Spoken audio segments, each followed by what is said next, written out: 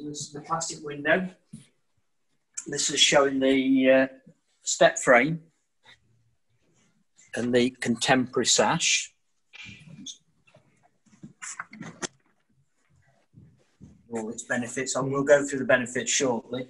Just give you a feel of what it's looking like. So when you're going for pass 24 to get the security test, that is protecting the hinge.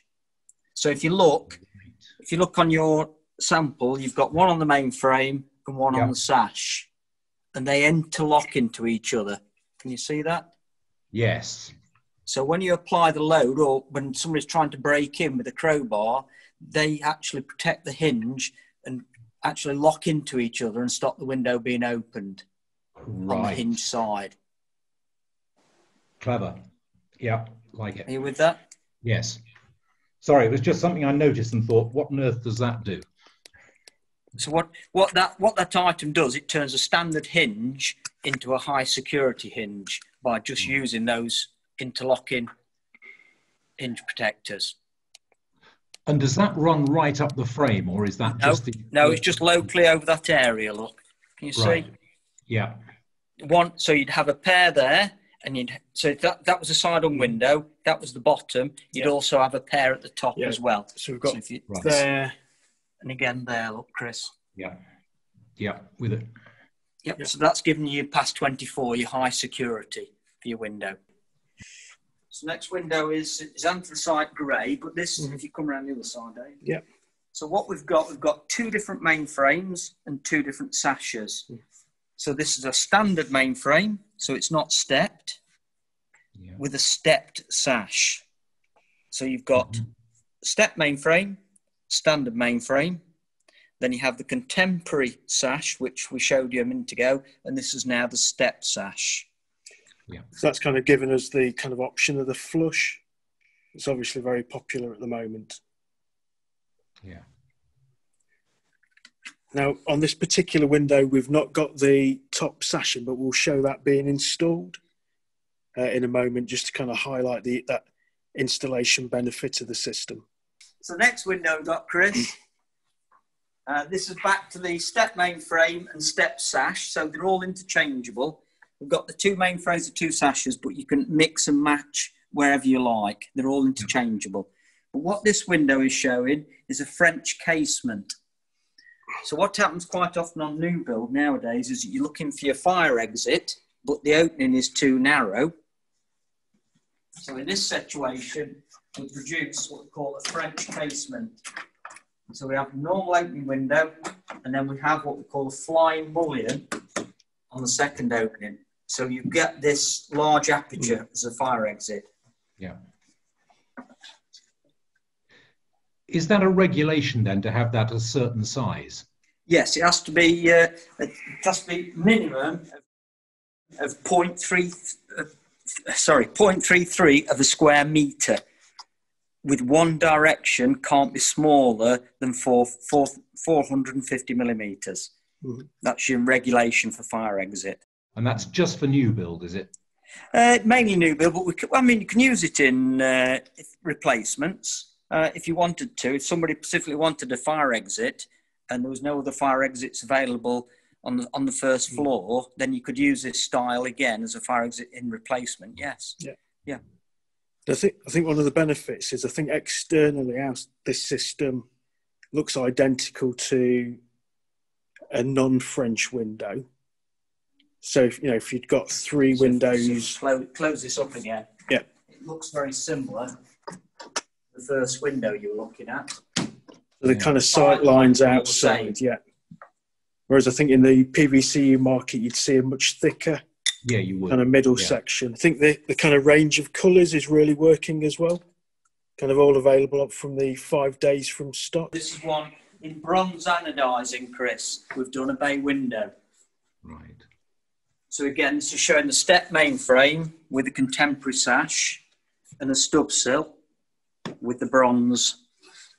Again, you can see how very, very slim the sight lines are compared with anything in PVC or other aluminium systems. Yeah. That was the special colour, Chris, I was thinking about for a stone property. Yes. Yeah, I can see what you mean. Yeah. But it's got that Chatsworth value about it. Remember, Chris, this system is all about the slim sight lines. Yeah. So whilst we're on this window, something else Dave can zoom in on is that the window system we spoke to you before is beadless. So we have no beads inside or outside. So the glass is actually captive in the sash. So, Chris, one of the things we explained to you was a new unique way that we actually assemble the corners. So to create this corner joint, we have here a patented cleat to assemble that. All we have to do is drill 4 holes that you can see there, which gives us access to this bolt. You can see, and that's threaded in and drives into the corner. So we can disassemble this corner now by just unthreading that cleat. Yeah. That for the fabricator is obviously there's no wastage. Normally this will be crimped, and once it's crimped, you can't do anything with it. So if it's the wrong size, there's a scratch on the frame, the whole frame has to be thrown away. With ours, we can literally take one component away, so we're minimising wastage, and the frame isn't scrapped. So if you made it wrong size, we could even cut it down and reassemble it. Yeah, big advantage. One of the other unique things we did, Chris, because obviously you've now got 2 cleats. There's a cleat sits there and there's a cleat that sits there. Mm-hmm. The ideal thing for speed is to drive both cleats in at once. So what we've come up with, again, unique method of doing, is this twin gearbox. So that inserts into the corner and drives both cleats at the same time. Clever. That's something we've invented and patented as a gearbox, yeah? Yeah. So it's speeding the whole operation up for the fabricator. And that just drives into a standard battery drill. The other great thing about it, Chris, is you can actually adjust the corner as well to get it perfect. So by just tweaking the corners, you can get that absolutely perfectly flat and 90 degrees. The other thing we were going to show you, Chris, by the way, is that obviously, because it's now beadless, we said there's no bead. So security-wise, there is no bead to attack. So it's superb on security. For, again, back to past 23, 24, when we took it down to BSI, they never really attempted to break into it because there's no beads to try and get out. So it's obviously superb on security side of it. The other thing is, because we're going for slim sight lines, if you had a bead in this area, Chris, obviously your handle would sit into the bead. I don't know whether you noticed on the windows we've just shown you that obviously the bead now sits in the profile. So it gives this very clean line from the inside. Yeah. All our competitors, when you actually put these beads in on the internal, have to square cut them. So instead of having a mitre here in the corner, what you would see there is a square cut bead, which ruins the whole look of the window from the inside. Yes. So this is unique to us to have this mitred finish on both the sash and the main frame. The other thing we've done, because obviously it's beadless, so we're assembling the frame around the glass. We've done our own dedicated glazing packer, which clips into the corner.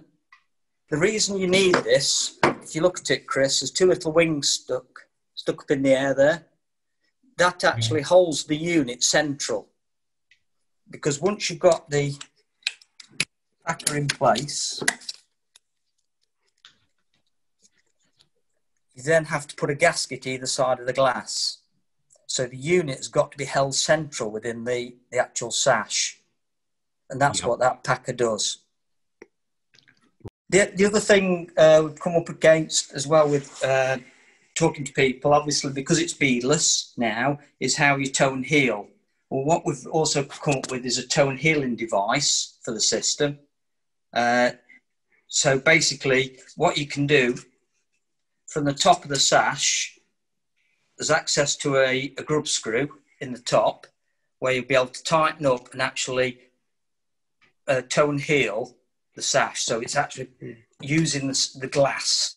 The weight of windows going to sight. So if the window is quite heavy, we may want to take some of the sashes out to reduce the weight for installation.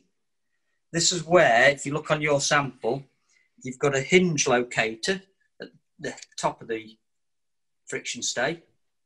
Yeah. Yeah. And you've also got a locator at the bottom end of the stay here.